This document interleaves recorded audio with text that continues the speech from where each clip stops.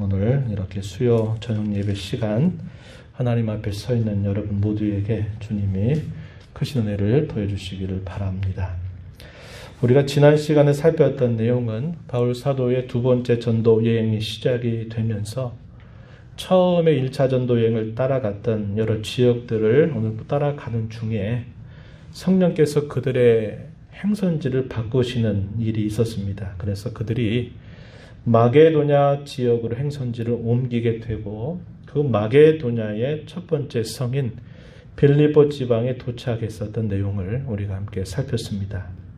그곳에서 복음을 전하는 중에 자색 옷감 장사였던 루디아라고 하는 여인을 만나게 되는데 이 여인이 이 빌립보 교회의 첫 시작이었다는 것을 우리가 함께 살펴보았습니다. 오늘 우리가 계속해서 이 빌립보 지방에서 복음을 전하면서 일어났던 일련의 사건들에 대해서 좀 더 살펴보려고 합니다. 일어난 이 사건은 역시 빌립보 교회가 세워지게 되는 매우 중요한 배경이 된다는 것입니다. 이 내용들을 우리가 보겠지만은 이 빌립보 교회가 평안하고 아주 좋고 순탄하게 세워진 교회는 아니었다는 것을 알게 됩니다. 고난과 박해 가운데에서 세워진 교회였다라는 것을 우리에게 잘 보여줄 겁니다. 오늘도 성령께서 우리의 마음을 열어주시고 눈과 귀를 열어주셔서 또 깨닫게 하시고 또 감사하게 하시고 결단하는 시간이 되기를 바랍니다. 오늘 우리가 읽은 이 내용을 살펴보게 되면 복음을 들고 나아가는 이 복음의 일꾼들의 여정도 그들이 어떤 일들이 닥칠지를 알지 못하면서 가는 걸음이었다는 것을 우리가 살펴보게 됩니다. 여러 기회를 통해서 말씀을 드렸던 것처럼 우리가 가는 우리의 앞걸음은 우리가 스스로 결정할 수 있는 길이 아니라 그것은 하나님의 뜻 가운데 감추어진 그분의 뜻 안에 있는 일이다라는 것을 알게 됩니다.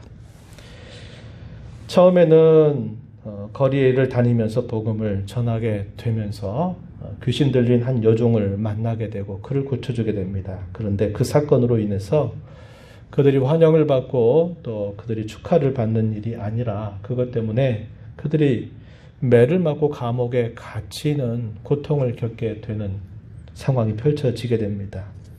그런 고통스러운 자리에서 하나님은 또 그들의 길을 하나하나 인도하셔서 그곳에서 그 감옥을 이렇게 돌보는 간수와 그의 가정을 구원하는 하나님의 역사를 또 이루시고 마침내 그 감옥에서 풀려나게 하시는 일들을 우리가 살펴보게 된다는 겁니다. 우리가 살아가는 인생의 여정도 마찬가지입니다. 우리가 하루하루를 살아가면서 과연 어떤 일들이 우리를 기다리고 있을까? 우리의 예측대로 되는 일보다 예측이 되지 않게 일어나는 일들이 빈번하게 있다는 것을 알게 돼요. 그것은 늘 우리가 고백한 것처럼 그건 하나님의 손안에 달려있는 일이다 하는 것입니다. 그러나 분명한 것은 구체적인 그 길들을 알지 못하지만 가는 걸음걸음들을 하나님은 놀랍게도 한 걸음씩 한 걸음씩 인도해 주신다는 것을 보여주듯이 저와 여러분이 살아가는 우리 인생의 걸음도 어떤 길을 우리가 걸어가게 될지는 모르지만 하나님께서 순간순간마다 우리의 걸음을 인도해 주신다는 것을 우리는 확신할 수 있어요. 그때 우리에게 중요한 자세는 뭘까요? 하나님께서 모든 것을 합력하여 선을 이루신다. 또 하나님께서 전도서의 말씀처럼 때를 따라 이 모든 것을 아름답게 하실 것을 우리가 굳게 믿고 하나님께서 하라고 하시는 일들, 하나님이 하지 말라고 하시는 일들, 다시 말해서 하나님의 선하시고 기뻐하시고 온전하신 뜻이 무엇인가를 잘 찾고 또 그 뜻에 순종하며 살아가는 것이 우리에게 가장 중요한 일임을 우린 다시 기억해야 하겠습니다. 오늘 우리가 읽은 이 본문의 내용이 크게 세 부분으로 나눠볼 수 있는데요. 16절부터 24절까지 복음을 전하면서 귀신 들린 여종이 따라붙어 다니다가 그 여종을 고치게 되는 사건이 있게 됩니다. 그리고 25절부터 34절 이 내용에서는 그 일로 인해서 환영받는 게 아니라 그 일로 인해서 오히려 고난을 당하고 박해를 당하는 일이 있게 되면서 바울과 그의 일행들이 감옥에 갇히게 되는 일이 펼쳐지게 됩니다. 그 가운데서 또 어떤 일이 있게 되냐면 바울과 실라가 거기에서 석방이 되는 일들이 또 나타나게 돼요. 이것이 35절부터 40절까지 표현되고 있다는 것입니다. 이 이야기는 우리가 아마 잘 알고 있는 이야기일 겁니다. 우리가 빌립보 감옥에 갇혀 있을 때 바울과 실라가 어떤 일을 했었는지, 어떤 기적이 일어났는지 잘 기억하고 있는 내용인데 다시 한번 이 내용들을 살펴보면서 오늘 우리에게 주시는 교훈을 함께 나눠보겠습니다. 이 빌립보 지역에 있을 때 바울과 그의 동료들이 복음을 전하는데 한 여종이 그들을 따라다닙니다. 따라다니면서 이 여종이 어떤 말을 하게 되냐면 바울과 그 일행들이 무슨 일을 하는가 그 정체를 막 폭로하면서 따라 붙는 겁니다. 17절 말씀 가서 보면은 바울과 그 일행들을 계속 따라오면서 막 소리를 지르는데 뭐라고 지르냐면은 이 사람들은 지극히 높은 하나님의 종들이다 이렇게 말하면서 너희에게 구원의 길을 전하는 사람들이다 이렇게 말합니다. 근데 이 사람은 귀신 들려 있는 사람이다 이렇게 표현되어 있습니다. 남들이 보지 못하는 것을 볼 수 있었고 또 남들이 알 수 없는 일들을 점치면서 사람이 할 수 없는 특별한 일들을 행하는 사람이었습니다. 근데 이 사람이 바울과 그의 일행들을 따라다니면서 이 사람이 어떤 사람들인가 하는 그 정체를 밝혀줘요. 거기에는 분명한 사실이 있었어요. 하지만 귀신 들린 이 여종이 그들에게 좋은 일을 할 수는 없습니다. 그러니까 바울과 그의 일행들이 안 되겠다. 이 일로 인해서 계속적으로 방해를 받게 되니까 이 바울이 어떻게 하냐면 부활하신 예수 그리스도의 이름으로 그 귀신 들린 여자를 고쳐주게 돼요. 18절 말씀에 보니까 이렇게 말합니다. 예수 그리스도의 이름으로 내가 네게 명한다. 그에게서 나와라. 이러한 명령이 떨어지자마자 그 여인을 사로잡았던 귀신이 쫓겨나가게 된 것입니다. 여기에서 주님의 놀라운 기적이 한번 일어나게 됐음을 우리가 보게 되죠. 그런데 이런 일이 있게 되면 사람들이 함께 좋아야 되겠잖아요. 기뻐해야 될 텐데 좋아하고 기뻐하고 이런 일들을 행한 사람들을 두고 환영하고 참 잘했다 이렇게 축하하는 것이 아니라 이 여종을 거느렸던 주인이 어떤 일을 하게 되냐면 아주 악한 일을 도모하게 됩니다. 왜냐? 그 여종이 점치는 일을 통해서 자신이 많은 것을 거둬들였단 말이죠. 자기가 살아가는 삶이 그 여종 때문에 굉장히 괜찮았어요. 돈을 많이 벌었다 이 말입니다. 그런데 그 귀신 들렸던 여종이 낫게 되고 온전한 정신이 되니까 전에 해왔던 일들을 할 수가 없는 겁니다. 그러니까 이 사람이 어떻게 하느냐? 자기 이익이 끊어지고 자기가 돈벌이가 하는 것들이 끊어지게 되는 것 때문에 이 바울과 그의 일행들에 대해서 거짓된 말을 퍼뜨리고 또 고소하는 일을 하게 된다는 것입니다. 여기 19절 말씀에 보니까 이렇게 말하죠. 여종의 주인들은 자기 수익의 소망이 끊어진 것을 보고 이들을 붙잡아서 관리들에게로 끌어갔다 이렇게 말합니다. 그리고 상관을 앞에 데려가서 거짓된 고소를 하는데 20절에 보니까 뭐라고 합니까? 이들이 유대인인데 우리 성에 들어와서 심히 우리 성을 요란하게 한다라고 말합니다. 로마 사람인 우리가 한 번도 받지도 못하고 행하지도 못하는 이상한 이방 풍속을 전하면서 이 성을 아주 소란케 하고 요동케 한다라고 거짓된 보고를 하게 된 것입니다. 이 말을 들었던 이 상관들이 어떻게 하느냐, 어떻게 된 상황인가를 자세하게 조사하지도 않아요. 조사하지도 않고 어떻게 하냐면 그들의 말을 듣고서 옷을 찢어벗기고 매로 그들을 치라고 명령을 내리면서 소위 태형을 당하게 됩니다. 바울 사도가 복음을 전하는 여정을 회고할 때 매로 여러 번 맞았다라는 그런 말씀을 우리가 기억할 수 있겠는데 이 빌립보 여기에서도 매로 또 태형을 당하면서 그들이 결국 감옥에 갇히게 되었음을 말해주고 있습니다. 그래서 이 바울과 실라는 이 빌립보 감옥에 수감 생활을 하게 됐어요. 매를 심히 맞고서 감옥의 수감 중에 있게 됐습니다. 그런 상황 속에서 이들이 어떤 일들을 했느냐? 그곳에서도 하나님을 향해서 간절하게 기도하는 일을 쉬지 않았습니다. 하나님을 찬미하는 일들이 쉬지 않았어요. 25절 가서 보면 한밤중에 바울과 실라가 기도하고 하나님을 찬송하며 죄수들이 듣더라. 조용한 밤, 모두가 다 수면을 취하고 있는 그곳에서 자그마한 소리를 낸다 하더라도 그 소리가 들릴 것입니다. 그런데 기도하고 찬송하는 일이 있게 되니까 그 감옥에 있는 모든 사람들이 그들의 이 기도와 찬송 소리를 듣게 된 겁니다. 그런데 갑자기 또 하나의 기적이 나타났는데 어떤 기적이 나타났냐면 큰 지진이 일어나면서 그 옥토가 막 흔들리기 시작한 겁니다. 그리고 그 가두었던 문이 또 열려버리게 되고요. 그들을 이렇게 착 채웠던 착고들이 저절로 풀리게 되는 일들이 있게 된 겁니다. 정신이 없는 상황이 펼쳐지게 된 거죠. 막 흔들리니까 지진이 난 줄 알고 이제 이게 어떻게 된 건가 하다 보니까 이 감옥을 책임져야만 되는 이 간수가 봤을 때, 이 모든 죄수들이 이제 지진이 나가지고 이 사람들이 다 이제 도망치게 되고 말았구나. 이런 판단을 하게 된 것입니다. 그러면서 어떻게 하냐면 내가 이렇게 해서 내 목숨이 살아있어 봤자 어차피 내가 책임을 지고는 죽어야 할 바에는 내가 차라리 여기서 죽는 게 낫겠다. 그래가지고 칼을 빼고서 자기를 죽이려고 자결을 하려고 하게 된 것입니다. 그때 소리가 들리죠? 어떤 소리가 들립니까? 우리가 다 여기 있으니 내 몸을 상하게 하지 말아라 하는 바울 사도의 큰 소리를 그가 듣게 된 것입니다. 그 전까지만 해도 이 간수는 그 모든 죄수들 앞에서 가장 큰 자처럼 여겨졌던 인물이죠. 또 책임을 맡아야만 되는 인물이었습니다. 그런데 그 기적적인 사건이 나타나면서 상황이 바뀌어버리게 된 겁니다.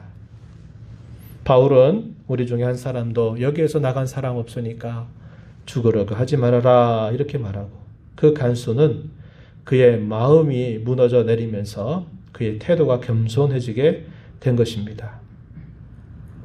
그가 어떻게 태도를 보이냐면 바울과 실라 앞에 엎드려서 두려운 마음으로 엎드리게 되면서 그들에게 말을 한 겁니다. 30절 말씀 이렇게 말하죠. 선생들이여, 내가 어떻게 하여야 구원을 받겠습니까? 이렇게 묻게 된 겁니다. 이것도 참 놀라운 일이에요. 결국 이것이 이렇게 물을 수 있는 것도 하나님께서 그 간수의 마음을 움직이셨다는 것을 우리는 알게 되는 것입니다. 이러한 물음을 던지게 되자 바울 사도가 즉시 말합니다. 주 예수를 믿어라. 그러면 너와 너의 집이 다 구원을 받게 될 것이다. 이렇게 복음을 전하게 됩니다. 이 말을 들었더니 간수는 그것이 바로 그에게 생명줄인 줄 알고 예수 그리스도를 듣게 되고 믿으면서 그 복음을 받아들이게 됩니다. 그리고 그뿐만 아니라 너뿐만 아니라 내 집이 다 구원을 받을 것이다 라고 하는 말씀을 듣고서는 그 밤에 자기 가족들을 다 만나게 해서 그 가족들에게 이 복음을 전하면서 그와 그의 모든 가족들이 다 구원을 받게 되는 놀라운 역사가 일어나게 된 겁니다. 이것이 오늘 우리가 읽은 본문 속에서 확인하는 세 번째 나타나는 기적이다라는 것을 우리가 확인할 수 있다는 것입니다. 우리가 이런 상황 속에서 바울과 이 실라의 태도를 우리의 신앙의 좋은 모범으로 배울 수 있어야 합니다. 공경과 어려움, 많은 여러 시련들 속에서 박해를 받는 상황 속에서 매를 맞아서 자신들의 몸을 가누기도 힘든 상황 속에서 그들이 한 일은 하나님께 기도한 일이었어요. 그리고 하나님의 이름을 찬송하는 일을 했다는 것입니다. 보통 사람으로서는 할 수 없는 일이지만 우리는 이것을 하나의 모범으로 배워서 우리가 어려움과 공경에 처하게 될 때에도 하나님의 손길이 언제나 우리와 함께한다는 사실을 기억하고서 더 하나님 앞에 기도하는 일, 더 하나님 앞에 찬양을 드리는 일들을 쉬지 말아야 됨을 우리가 잘 배워야 하겠습니다. 우리가 이 본문 속에서 세 가지의 이런 기적을 우리가 살펴보게 되는데, 이런 기적들이 어떤 특징을 가지고 있느냐? 그 기적들은 내가 원할 때 내가 원하는 방법대로 나타나지 않는다는 겁니다. 하나님이 어떤 기적을 나타내고 그 능력을 베풀어 주실 때에는 내가 원하는 대로 하나님이 그래 너 그거 원하니? 그래 내가 그렇게 해줄게, 이렇게 하나님이 그 능력을 베푸시지 않는다는 거예요. 그것도 누구의 주권에 달려 있습니까? 하나님의 주권에 달려 있어요. 하나님이 원하실 때 하나님이 원하시는 모습으로 그 기적과 능력이 나타나고 있다라는 것을 우리가 잘 살펴봐야 합니다. 우리 이렇게 생각하겠죠. 아니 어떻게 복음을 전하면서 귀신 들린 여종을 치유했는데 그 결과가 도대체 이게 뭡니까? 하나님이 인도하시면 그렇게 감옥에 들어가지 않도록 해야 되겠고 또 태형을 당하지도 않아야 되지 않겠습니까? 하나님이 도와주신다면 그렇게 도와주셔야 되지 않겠습니까? 하나님이 능력을 행하신다면 그럴 때 정말 필요할 때 그렇게 행해 주셔야 되는 거 아닙니까? 우린 그런 생각을 늘 하기 쉬워요. 또 우리가 막상 살아가는 삶을 통해서 되돌아보면은 우린 그런 생각을 늘 하고 있어요. 내가 아프니까 그 아픈 자리에서 하나님이 능력을 베푸셔서 그 아픔에서 이겨나가야 되겠고, 내가 어려운 일을 만났으니까 지금 이 순간에 하나님이 그 어려운 일을 능력을 베풀어서 그 어려운 일을 비껴가게 하든지 그것을 뚫고 나가게 해주든지 해주셔야 되는 거 아닙니까? 내가 지금 정말 필요하고 내가 정말 지금 원할 때 주님이 내 필요와 내 원하는 것을 들어주셔야 그게 참 능력이 아닙니까? 우리는 이렇게 늘 생각하고 살다가 스스로 자기 올무에 빠지게 되고 스스로 시험에 빠지게 되는 일들을 경험하곤 하는 것입니다. 바울 사도에게 또 실라에게 하나님께서 매로 맞는 일도 허용하시고 감옥에 갇히는 일도 허용하시는 것은 하나님의 능력이 없으셔서가 아니라 하나님께서 판단하실 때 그 능력을 행하실 때가 그때가 아니라고 하나님이 판단하시고서는 하나님이 가장 원하실 때 원하시는 방법으로 그분의 능력을 베풀어 주시고 있다는 것을 우리는 살펴보게 되는 겁니다. 이것도 다 하나님의 소관에 달려있는 일임을 우리가 기억해야 한다 하는 겁니다. 분명한 것은 뭡니까? 우리보다 지혜로우신 하나님.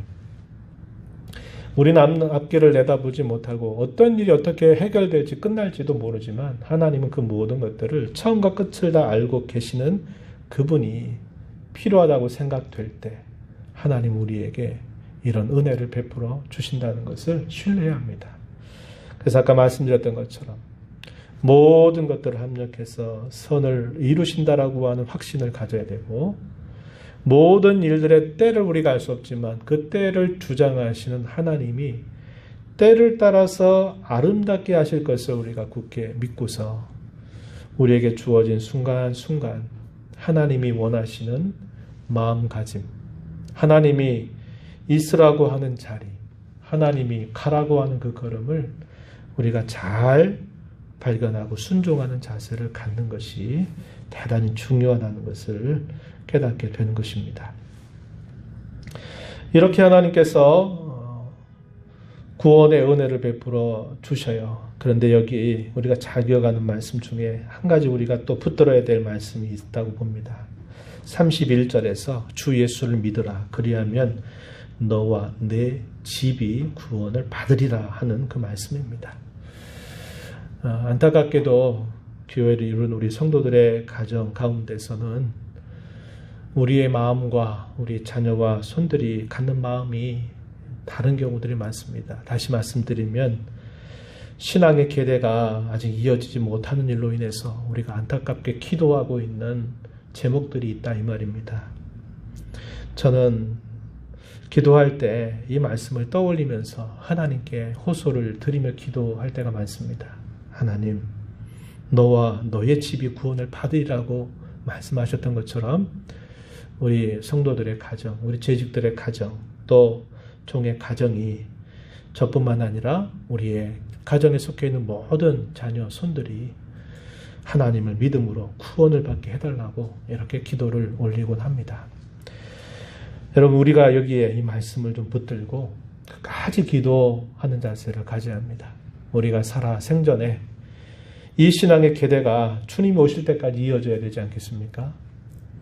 일대에서 끝나버리고 이대에서 끝나버리는 것이 아니라 세대의 세대를 이어서 주께서 재림하실 때까지, 오실 때까지 이 신앙을 유산으로 물려주는 것만큼 귀한 복은 없는 것입니다. 그렇기 때문에 우리 이 말씀을 붙들고 하나님 앞에 간절하게 기도하는 일을 쉬지 말자고 하는 것입니다.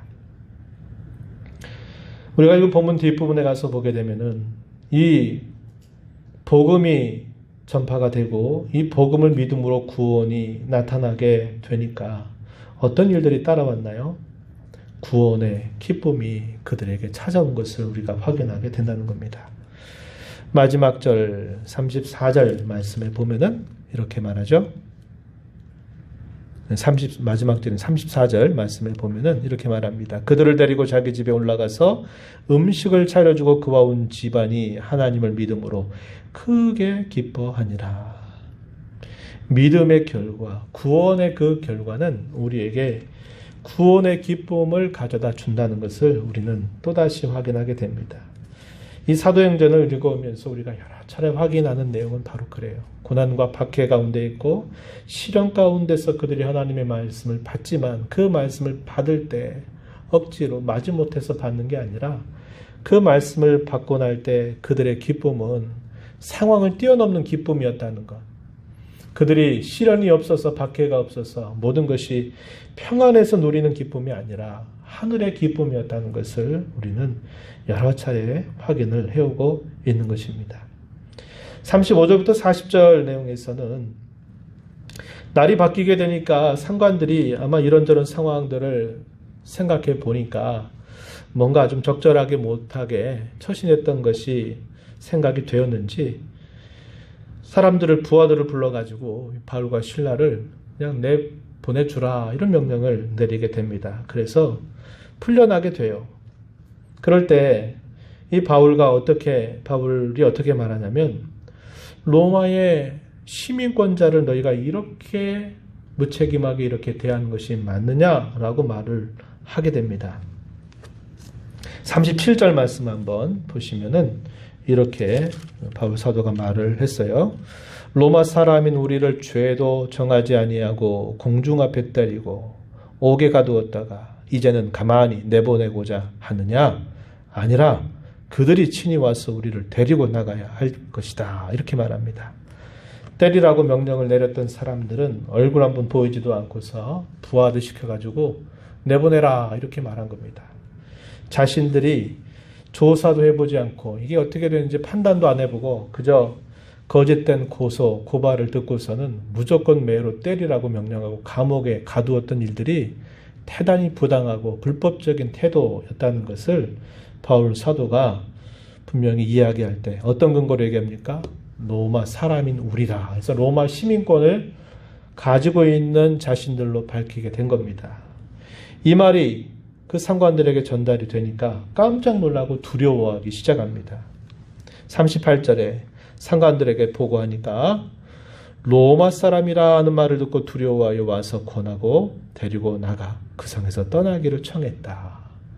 명령을 내리면서 막 내려쳐라, 감옥에 가둬라 이렇게 말했던 그들의 태도가 확 바뀌어버린 모습을 보여줍니다. 제발 이 일에 대해서 더 이상 얘기하지 말고 조용히 좀 이 성을 떠나달라 이렇게 요청하는 태도를 보이고 있는 겁니다. 그래서 이 노연한 바울과 그의 일행들이 첫 번째 회심자였던 루디아의 집으로 들어가서 그곳에서 함께 교제를 나누게 되면서 이제 다른 곳으로 또 이동하게 되는 내용이 오늘 우리가 읽은 마지막 절에 표현이 됩니다.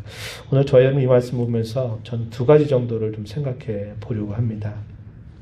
첫 번째는 뭐냐면 이 복음의 능력에 대한 것입니다.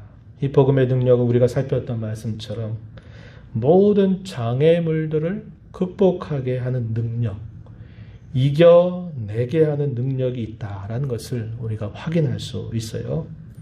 더 나아가서 이 방해물들을 수단으로 사용해서 오히려 그것을 통해서 더 복음이 증거되도록 역사하는 능력이 나타난다는 것을 우리가 살펴보았습니다. 그 복음은 궁극적으로는 사람의 영혼뿐만 아니라 그 사람 전체, 이걸 전인이라고 말하기인데 사람의 전인을 구원해 주는 능력을 가지고 있다는 것을 우리가 확인할 수 있다는 것입니다. 영적인 세력을 제압했죠. 귀신 들렸던 여종이 따라 붙어 다니면서 계속 소리치는 그 일이 있을 때 그 영적인 세력을 제압하고 그를 고쳐 새롭게 하시는 능력을 베풀어 주죠. 고소를 당하고 박해를 당하고 태형을 당하고 감옥에 갇히게 되는 그런 모든 상황들 속에서도 그 모든 상황을 이겨나가고 극복하게 하는 능력이 나타났음을 우리가 살펴보았습니다. 뿐만 아니라 귀신 들렸던 여자가 온전한 정신으로 회복되는 일, 그리고 간수뿐만 아니라 그의 온 가족들이 이 복음을 믿음으로 말미암아 그들이 구원을 받고 구원의 기쁨을 누리게 되면서 새로운 삶을 시작하겠다는 것, 이런 것들을 보면서 우리는 이 복음의 능력이 어떠한가를 다시 한번 확인하게 된다고 하는 것입니다. 또 하나는 뭐냐면 우리 성도가 이 땅에 살아가면서 이 세상을 어떻게 살아가야 될까 하는 것을 다시 한번 생각해 보고자 하는 겁니다. 성도는 과연 무엇을 위해서 살아야 될까? 여기에는 분명한 소명감이 있어야 된다고 말하고 싶은 것입니다. 이 소명에는 공통적인 소명이 있고요. 또 각자 자기 소명이 있다는 것입니다. 죄와 타락으로 말미암아 이 모든 세상은 하나님이 본래 지으신 그 세상의 질서가 어그러지고 왜곡되어 버렸습니다. 세상의 가치도 바뀌어버리게 되었어요. 우리는 오늘 본문 속에서 그 내용을 확인합니다. 본문 16절 또 19절 이 말씀에 보면은 어떤 걸 확인하냐면 이 여종을 거느렸던 주인의 태도를 통해서 사람들이 어디에 가치를 가지고 있는가, 무엇을 위해서 그렇게 살아가고 있는가를 우리가 확인하게 된다는 거죠. 16절 말씀을 다시 보면 이렇게 말합니다. 우리가 기도하는 곳에 가다가 점치는 귀신 들린 여종 하나를 만나니 점으로 그 주인들에게 큰 이익을 주는 자라. 주인들에게 큰 이익을 줬다. 뭘 말할까요? 많은 돈을 벌었다 이 말입니다. 간단히 말하면 돈을 벌게 해주는 여자였다는 것이죠. 또 19절에서도 보면은 그 여종이 낫게 된 일을 보고서 이 주인들은 나았다라는 것으로 기뻐하는 게 아니라 낫게 되고 이제 더 이상 점을 치지 못하니까 자신들의 돈벌이가 끊어졌다라는 것을 보고서는 거짓된 고소를 통해서 이 바울과 실라를 매맞게 하고 감옥에 갇히게 하는 일들을 서슴지 않았다는 것을 보게 돼요. 이게 뭡니까? 그들의 가치는 뭘까요? 돈이에요, 돈. 소위 맘몬 신입니다. 물질을 신처럼 숭상하는 그런 가치관을 가지고 있는 거예요. 사람이 낫고 안 낫고 뭐 구원받고 구원 안 받고 이런 데의 가치가 없는 거예요. 다만 자기들이 돈 많이 벌어서 잘 먹고 잘 살고 잘 누리고 잘 대접받고 살아가면 된다. 이런 가치관을 가지고 살고 있는 겁니다. 그런 세상 속에 바울과 실라는 뭐하고 있는 겁니까? 복음을 전해서 올바른 가치, 왜곡된 잘못된 질서들을 바로 잡는 일들을 하고 있다는 것이죠. 이렇게 뒤바뀌어지고 뒤틀려진 이 세상 속에서 우리는 올바른 가치와 질서를 하나님의 말씀을 통해서 잘 정립하면서 살아가야 합니다. 저와 여러분 무엇을 위해서 하나님의 부르심을 받았을까요? 많은 사람들은 그렇게 생각합니다. 구원받기 위해서 하나님께 부름받았다라고 생각해요. 틀린 말 아니에요. 그러나 거기에만 멈추면 안 돼요. 우리가 인생살이 살면서 내가 예수님 믿고 구원받았으니까 됐다. 나는 이 땅에 살다가 죽으면 천당에 간다. 이런 정도 생각만 가지고 살다 보면 그 많은 다양한 그 생각들 속에 스며 있는 게 뭐냐. 난 구원받았으니까 됐지. 난 구원받았으니까 죽어도 천당 가지. 이런 생각만 하지 구원받은 자로 내가 내 나머지 삶을 어떻게 살아야 될까? 내가 무엇을 내 인생 속에 남기고 살아야 될까에 대해서는 별로 관심을 기울이지 않아요. 영혼만 구원받으면 된다라고 생각해 버려요. 그리고 거기에 멈춰 서 버립니다. 그리고 다른 것들은 다 자기 하고 싶은 대로 살아가는 삶을 살아간다는 거예요. 그러나 그것은 하나님의 부르심의 전부가 아닙니다.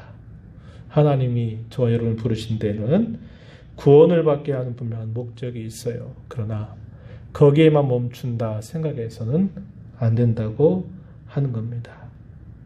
우리는 이 구원만 생각하지 말고 더 나아가서 분명한 소명의식을 다시 점검해야만 합니다. 소명에 충실한 삶을 회복해야 돼요. 바울과 실라와 그의 복음의 동료들이 보여준 그 삶이 그겁니다. 그들은 구원받은 사람들이었어요. 그러나 복음을 위한 일꾼이었습니다. 그 복음을 위해서 시련과 고난과 박해와 죽음의 위협, 그 어떤 것들도 감내하면서 그들의 걸음을 멈춰서지 않고 나아갑니다. 왜 그럴까요? 구원받았으니까 다 끝이다 라고 생각한 것이 아니라 그 구원의 복음을 계속적으로 전해서 그들이 지나가는 삶의 자리에 하나님의 뜻이 이루어지고 하나님의 나라가 세워지는 그 일들을 그들이 분명히 감당해야 된다라는 분명한 소명의식이 있었기 때문이다 하는 것입니다. 이러한 소명에는 조금 전 말씀드린 것처럼 두 가지 소명으로 나눠볼 수 있어요. 하나는 공통 소명입니다. 이건 무슨 말이냐? 모든 신자들에게 보편적으로 주어지는 소명이다 하는 것이고, 또 하나는 뭐가 있냐면 자기 소명이 있어요. 하나님이 우리 각자에게 부르셔서 각자의 인생 속에서 하나님이 기대하시는 일이 있다 하는 것입니다. 그럼 이 공통 소명은 뭘까요? 저는 두 가지로 요약을 할 수 있다고 봅니다. 하나는 복음이요, 하나는 하나님의 나라라 하는 겁니다. 모든 성도를 하나님이 부르실 때 하나님이 부르신 그 목적은 복음을 위해서, 그분의 나라를 위해서 부르셨다고 하는 것을 우리가 잊지 말아야 하겠다는 것입니다. 바울 사도는 사도행전 26장, 우리가 뒤에 가서 읽어보겠지만요, 16절로 18절 말씀에 보면은 그가 아그리빠 왕 앞에서 그가 이제 무슨 죄목을 가지고 로마로 가느냐라고 물었을 때 그 아그리빠 왕 앞에서 자기 소명을 이야기하는데, 그 소명이 어떤 사건이냐면, 잘한 것처럼 바울 사도가 다메섹으로 가는 도상에서 부활하셨던 주님이 그에게 나타나셔서 하셨던 그 말씀을 그의 가슴 속에 늘 품고 살아가요. 거기 가운데 그가 이렇게 말을 했어요. 한번 들어보세요. 이렇게 바울 사도가 말합니다. 일어나 너의 발로 서라. 내가 내게 나타난 것은 곧 내가 나를 본 일과 장차 내가 내게 나타날 일에 너로 종과 증인을 삼으려 함이니, 이스라엘과 이방인들에게서 내가 너를 구원하여 그들에게 보내어 그 눈을 뜨게 하여 어둠에서 빛으로, 사탄의 권세에서 하나님께로 돌아오게 하고 죄사함과 나를 믿어 거룩하게 된 무리 가운데서 기업을 얻게 하리라 하더이다. 아그리빠 왕 앞에서 그때 주님이 내게 나타나셔서 나를 이렇게 부르시고 내가 너를 부르는 목적은 이걸 위해서 내가 너를 부른다라고 말씀하셨던 것을 제가 품고 이제까지 살아왔습니다. 이렇게 고백을 하고 있는 거죠. 무엇입니까? 복음의 사명이었어요. 또 하나 우리 예수님의 말씀을 통해서 하나를 또 정리해 볼 수 있어요. 예수님께서 산상수훈 가운데 마태복음 6장 31절 이하에서 그런 말씀하시죠. 뭘 먹을까, 뭘 마실까, 뭘 입을까 염려하지 말아라. 이것들은 다 이방인들이 구하는 것이다. 너희 하늘 아버지께서는 너희에게 이 모든 것들이 있어야 할 줄을 잘 알고 계신다. 그런즉 너희는 먼저 그의 나라와 의를 구하라. 그리하면 이 모든 것을 너희에게 더하시리라. 우리 주님 그렇게 말씀하시면서 우리가 살아가는 목적은 먹고 마시고 입는 것, 더 나아가서 돈 많이 벌어서 더 잘 먹고 더 잘 입고 더 잘 누리다가 구원받고 죽으면 천당 가면 된다 이렇게 말씀하는 게 아니라 그것들은 너희가 그토록 추구할 바가 아니라 그것은 너희에게 필요한 것이니만큼 하늘 아버지께서 공급해 줄 거다. 너희가 구해야 될 것은 먼저 하나님의 나라, 하나님의 의를 구하는 것이다 라고 분명하게 말씀을 해 주셨어요. 성도 여러분 꼭 기억하십시다. 우리를 부르신 공통 소명은 복음을 위한 것이고 하나님의 나라를 위해서 부르셨다는 것을 꼭 기억해야 합니다.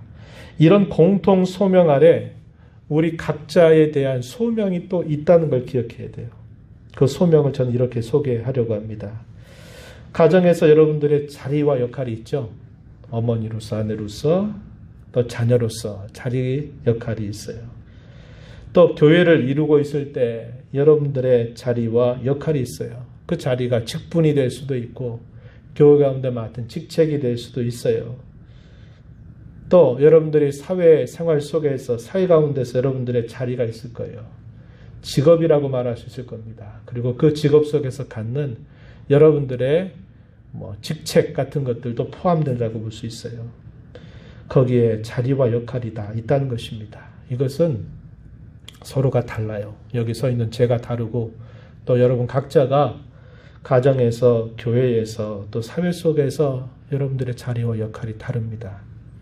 거기에도 분명한 하나님의 소명이 있다는 것을 꼭 기억해야 하겠다는 겁니다. 이 소명, 자기 소명을 갖고 뭘 나타내야 될까요? 복음을 어떻게 하면 이 복음을 드러낼까? 어떻게 하면 이 하나님의 나라를 먼저 구하고 위할까를 항상 찾는 자세를 가져야 한다는 것입니다. 자기 소명에 충실하게 살아가는 자세가 이 마지막 세대를 살아가는 저와 여러분에게 더욱더 필요하다는 것을 여러분들과 나누고 싶은 것입니다.